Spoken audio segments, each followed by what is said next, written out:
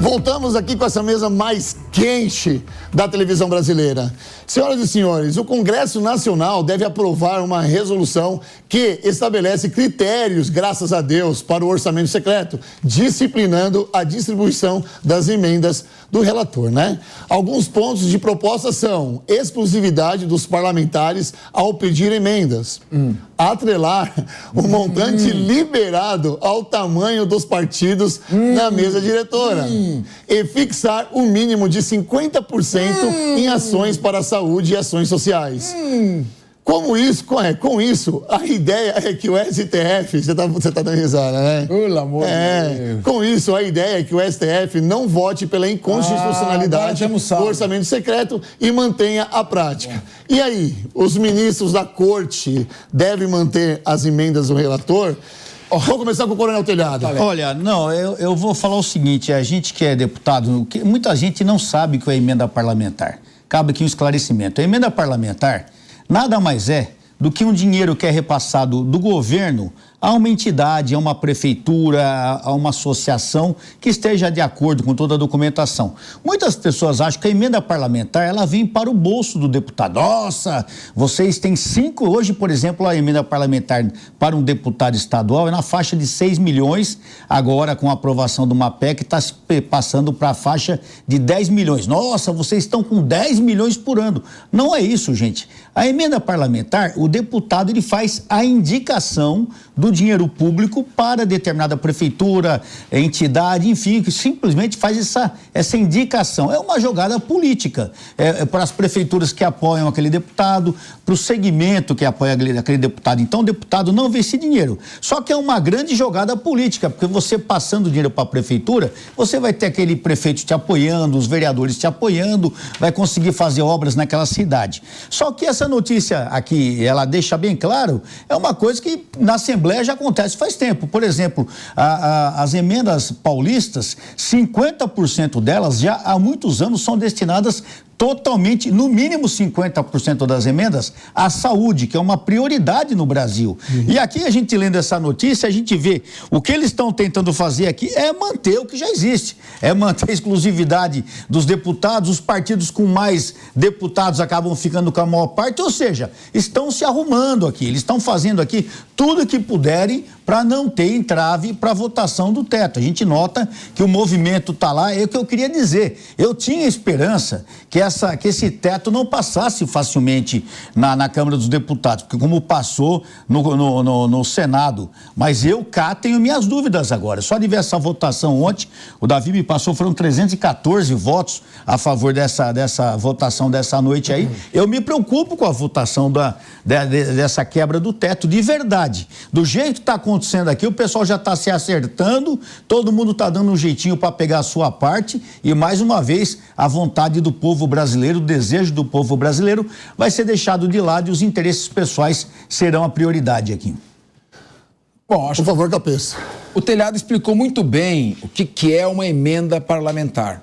Ela tem até um fim público, um fim nobre, você encaminhar uma sugestão de um deputado no orçamento para atender uma entidade assistencial, uma determinada prefeitura.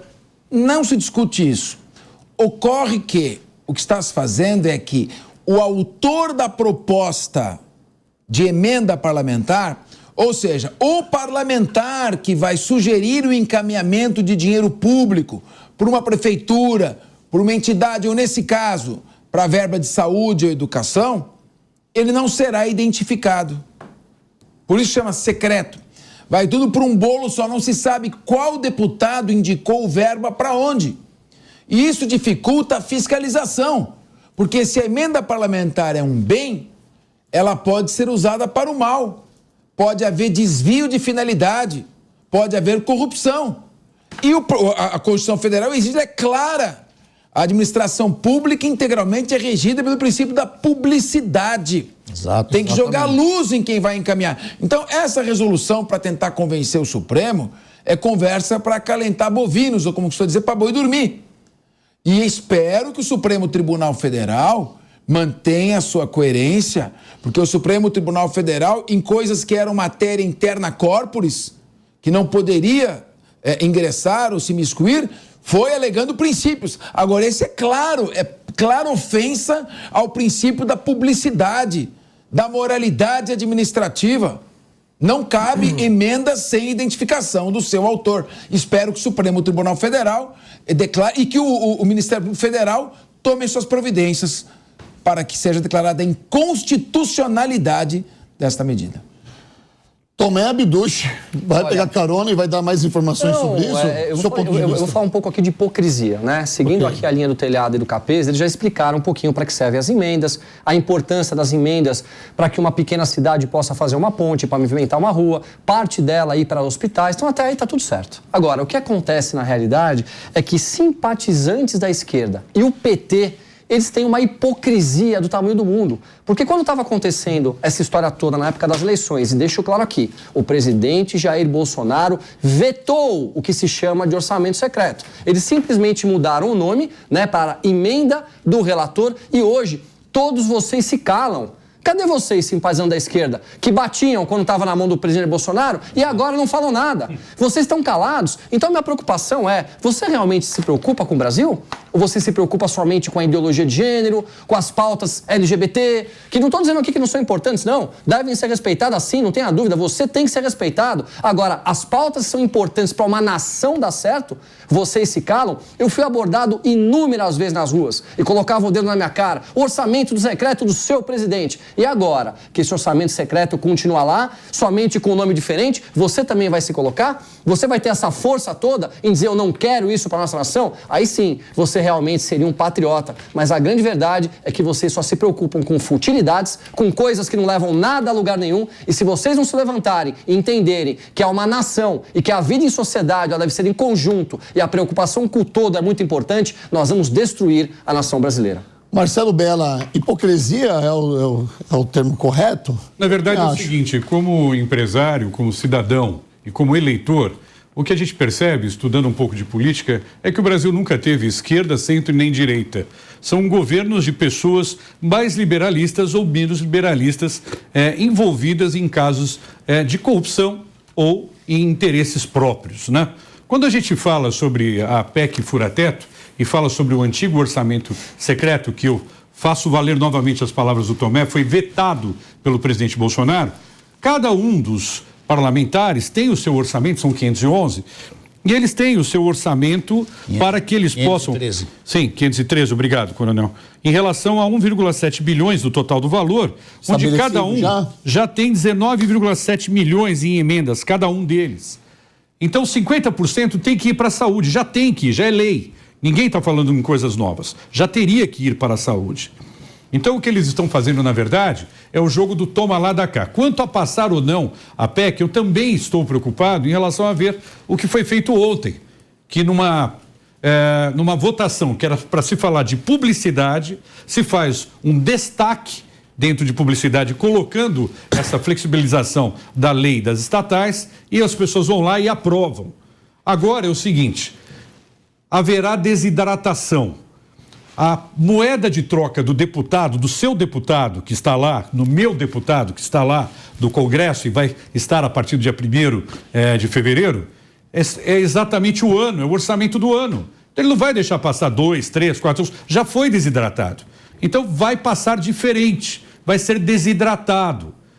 Está correto, só precisávamos de 70 bilhões para resolver o assunto e não 200, que em 4 anos viram 800 bilhões. Vamos evitar essa vergonha. Cobre o seu parlamentar. Olha, claro, fica à vontade. Só para deixar uma coisa que eu estou falando aqui para vocês, hoje é 14 de dezembro, Dia Nacional do Ministério Público. A Câmara dos Deputados vai aprovar a PEC fura-teto. Vai passar, que nem o orçamento secreto, vai aprovar tudo. Escreve o que eu estou te falando. Vai aprovar pelo seguinte, uma coisa que talvez que vocês não... É o que o Marcelo falou, é o toma lá da cá? Sim, o problema é o seguinte, as emendas parlamentares, elas seriam justas se elas fossem todas no mesmo valor para todos os deputados. Mas as emendas, elas são usadas como moeda de troca. Por exemplo, no governo Dória agora, que graças a Deus já se foi, nós tínhamos um projeto indigesto para votar, muito difícil, que tirou o direito dos PCDs, que aumentou impostos em plena pandemia, um projeto maléfico para a sociedade. E eles não conseguiam o mínimo de 48 votos. Tomé, você vai ver muito isso lá. Não conseguiu o mínimo de 48 votos para fazer esse projeto votar. Qual foi a saída do governo? Foi justamente negociar com emendas parlamentares. Para vocês terem uma ideia, a mim foi oferecido 30 milhões de reais em emendas. Eu recusei. Eu não quis, tanto que eu não votei no projeto. Mas 48 deputados aceitaram e depois que o projeto foi aprovado, distribuíram dinheiro a rodo no interior. Ambulância, tal, tudo com benesses. Então esse é o problema da emenda parlamentar. Ela não é igual para todos os deputados. Elas são usadas que se você estiver do lado do governo, se você fizer o que eu gosto, se você é meu amigo, se você segue a minha ideologia, eu te ajudo com bastante emenda. O que não segue, se conseguir as emendas impositivas, tem que dar graças a Deus, porque eles podem também obstar as emendas impositivas, com regulamentos, com documentos, eles podem pôr uma série de empecilhos que acabam atrapalhando até de você encaminhar suas emendas. Então essas emendas, elas acabam sendo sim usadas como moeda de troca. E aí, Telhada, o interesse do governo também de fazer passar essa... Agora, Telhada, você imagine só, pegando o teu argumento, você falou de todas essas emendas, imagine agora elas secretas.